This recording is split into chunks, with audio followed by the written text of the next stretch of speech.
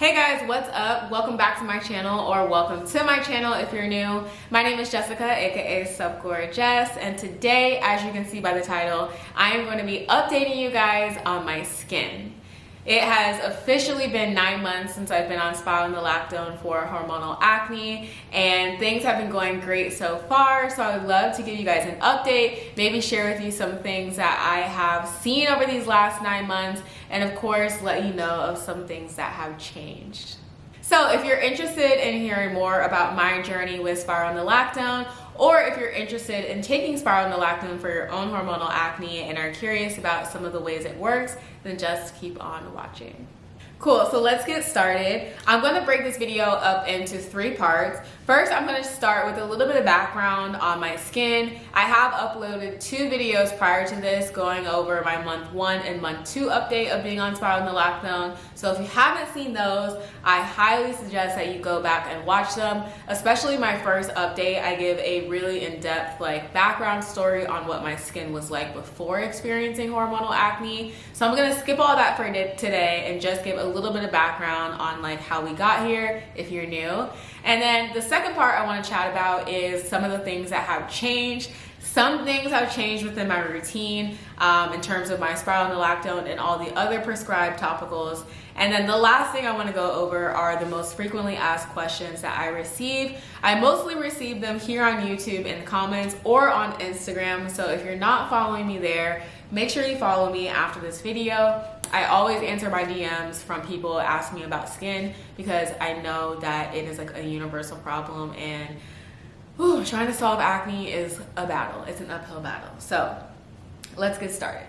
Also, if I'm looking down, it's because I'm reading this little notebook. I have all the questions and all my talking points written in this. So I just want to make sure that I'm reading everything correctly. Let's start with a little bit of a background story. I started experiencing hormonal acne at the end of last year, around October, and the acne was really centered around my mustache area, or if I was a man, it would be centered around my beard area of my face. I wasn't getting breakouts on my forehead or anything like that, but it was mostly here. I also was receiving a lot of cystic acne, so as someone who had experienced acne for pretty much their teenage adult life, I had never ever experienced cystic acne like this before. So that was something that made me know that was a clue that I knew it was different. Nothing I was doing was helping. All the face washes in the world, all the water in the world, all the eating, all the masks that I would change out, nothing ever helped. I finally went to the dermatologist and she prescribed to me Spironolactone as well as 2 other topicals, which I began to use. So fortunately for me, the Spironolactone did work as well as the other topicals, which I'm going to go in further. That was a little bit of a background on my skin. Now I want to talk about some of the things that have changed since last October. So as we speak today, it's currently July 2021, and it has been 9 months of me utilizing these topicals as well as the Spironolactone consistently. And some of the things that have changed are the dosage as well as the tretinoin cream level. When I first started using Spironolactone, I was taking 50 milligrams, and I actually have been taking 50 milligrams all the way up until recently, or about 2 weeks ago. I went to my dermatologist for a checkup, and she prescribed to me 100 milligrams. So she said I was doing great on Spironolactone. She felt like my skin could still use a little bit of clearing around the forehead. So she increased my dosage, and now I am officially taking 100 milligrams of Spironolactone. Cool, so I gave you guys a background. I also updated you on what I'm currently doing within my routine and what's changed. Now I want to go over the most frequently asked questions that I receive when I tell people that I'm on Spironolactone. The first question, this is the number 1 question I always get asked. Literally, who am I? The first question I always get asked is, are you on birth control? The answer to that is no, I am not on birth control. I have not taken birth control since I was 16 years old. If you know anything about women's health, some girls take birth control. They get it when they're young. Some women get it when they're older. Some women don't take it at all. If you're like me, you tried it. But I do not take any I don't take any birth control, and I haven't since I was 16. I'm just not a birth control girl. It just doesn't work well with some girls. But with that being said, the reason why people ask me a lot is because when you are trying to have a baby, or if you do conceive, spironolactone has been known in the past to potentially have negative side effects on your baby. It can also have just negative side effects on your body in general when you're pregnant. So a lot of people ask, do I pair my spironolactone with birth control? And the answer to that is no. Another question I always get asked, which I already answered, but I'll answer again, is what milligrams do I take? So when I first started taking spironolactone, I was on 50 milligrams, and I was on 50 milligrams for 8 months, up until recently, about 2 weeks ago, where I was placed onto 100 milligrams. So currently I take 100 milligrams every day of spironolactone. The next question I always get asked is this something that you have to do forever? The answer to that, unfortunately, is kind of twofold, but I'll answer it the way a lot of people are probably wanting to know. Yes. So I will have to continue taking spironolactone if I would like to keep my skin looking the way it is. Of course, you can always choose to stop taking a medication, especially with this. It's not necessarily like I don't need this to live. But yes, I can stop taking it.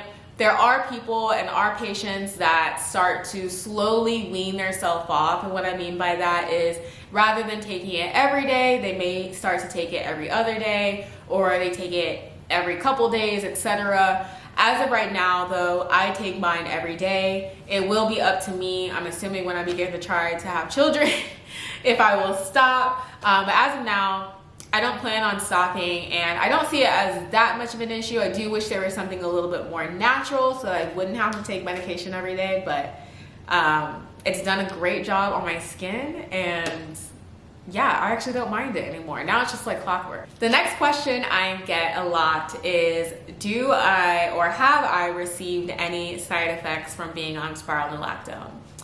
The answer to that is no. I have personally not received any side effects. I know that one major one to taking Spiro is the increase in using the restroom. Spironolactone, I think, is a diuretic, so it is supposed to like make you use the restroom more the more water you're drinking.